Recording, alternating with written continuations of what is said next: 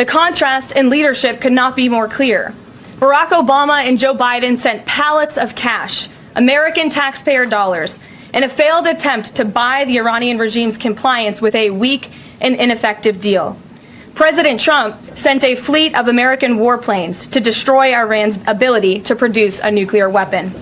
The United States and the entire world are safer because of this president. Obama left office, he sent $1.7 billion in cash to Iran. The money was delivered in actual cash, stacked on pallets and flown into the country. It happened in January 2016 when Obama authorized the transfer of the money to the nation known for sponsoring terrorism. The funds were allegedly part of a long-standing financial obligation stemming from a pre-1979 agreement.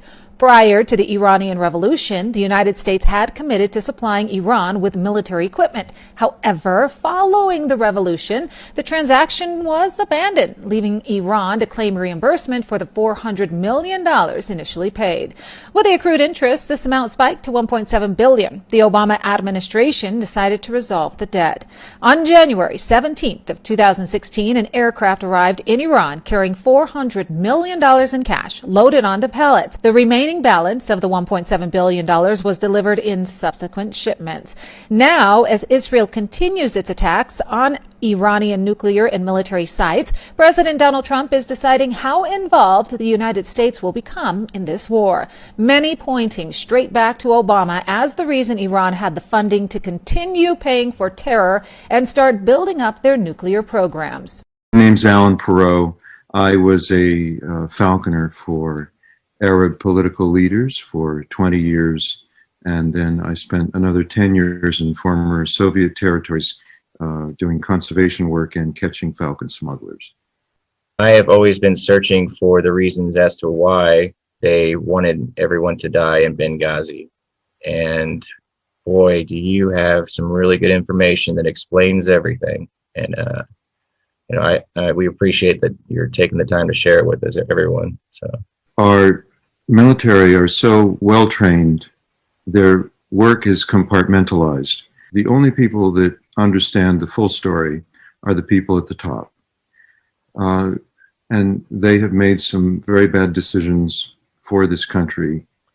The former Navy SEAL Ty Woods and his brethren who perished unnecessarily at the hands of Hillary Clinton, and in the large picture, this involves Joe Biden and John Brennan.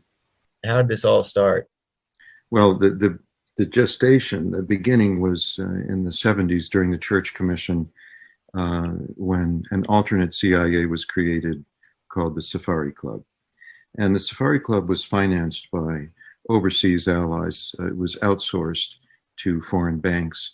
I have 2 banks and bank accounts that were used by the Safari Club and the individuals with checks paid out by them. Osama bin Laden was one of the recipients of funding from this alternate CIA that was subverting the oversight control of the successor to the Church Commission, and that is the Senate Intelligence Committee. 1 week before bin Laden was killed, I was called down to the Senate Intelligence Committee to give statements and evidence. And I have quite a few tape recordings and of senior members who were aware of bin Laden's house arrest in Iran for 10 years following Tora Bora. This was arranged by John Brennan.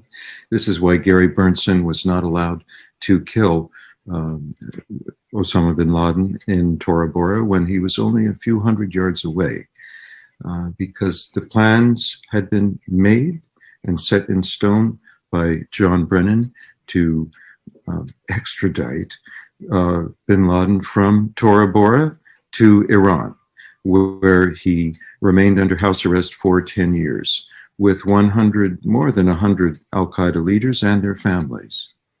So what you're saying is that there was no need for us to invade Afghanistan under the pretext of getting al-Qaeda if the U.S. government knew and was actually protecting his life in Iran. Is that correct? Well, I have to say it was rogue elements of the U.S. government controlled by John Brennan, Richard Clark, Vice President Biden, quite a few people. There's a long list of people. They started with good intentions. The Safari Club was begun to fight the expansion of the USSR, but it turned into a very distorted operation over the years. And Osama bin Laden was the figurehead manifestation of this alternate CIA. And so they had to protect him in their bad judgment. And you see, one lie leads to another. Our parents always taught us this. And so when my team, we planned a program to go in and get bin Laden in Iran. We were going to catch him when he was falconry hunting, because I spent 20 years living with Arab political leaders, training their falcons and going out in these camps, hunting with them. And then I noticed there were terrorists coming into these camps, and the Royal Falconry camps are Al-Qaeda's boardroom. This is where these bad guys come. There are no passport or border controls. And so we were going to go in and get bin Laden, but unfortunately, within minutes of ascending to the office of the CIA director, Leon Panetta's first act in office was to cancel the Rigor program, R-I-G-O-R, a covert CIA program to catch and kill Osama bin Laden in Iran. This was 6 months after Barack Obama was sworn in as president, and Leon Panetta threw a tantrum and canceled Rigor. This was reported by Goldman and Apuzzo, and slightly mischaracterized in the press as targeting al-Qaeda leaders all over the world, but it was focused only on Iran and bin Laden. And so when we were first ignored and then obstructed and then threatened by 8 CIA officials and warned off going into Iran to get bin Laden, we had passports, visas, everything was ready. The Revolutionary Guards were going to be our bodyguards while we were out doing bona fide scientific research as a cover for catching bin Laden alive for delivery to a tri-state area. When we were shut down by Leon Panetta and others, I began negotiating directly with Iran 6 scenario analyses for the transfer of bin Laden alive and well to coalition forces, and to have him put in a neutral zone. And Iran is on tape agreeing to this. It was all done. It took 3 years to develop this. I had meetings in the Iranian mission at the United Nations. Ambassador Mohammed Kazai organized everything. Bakhsarai was the handler. There were several handlers. Everything was ready. And then I went to Governor Bill Richardson, New Mexico Governor Bill Richardson, on December 2nd and 3rd of 2010. He agreed to be the U.S. envoy to receive bin Laden for a transfer to coalition custody. And it turned out that bin Laden had already been moved to Abbottabad, Pakistan in August of 2010. And so... Why was he transferred there? He was transferred there because in the 6 scenario analyses that I discussed with Iran, by harboring Osama bin Laden and 100 al-Qaeda leaders, this represents an act of war against the United States. Their nuclear facilities could be bombed and their economy obliterated.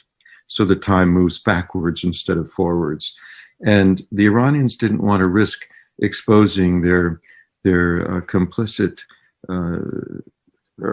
complicity with John Brennan and others to harbor. You see, John Brennan and Clinton and Biden outsourced the imprisonment of al-Qaeda leaders to Iran.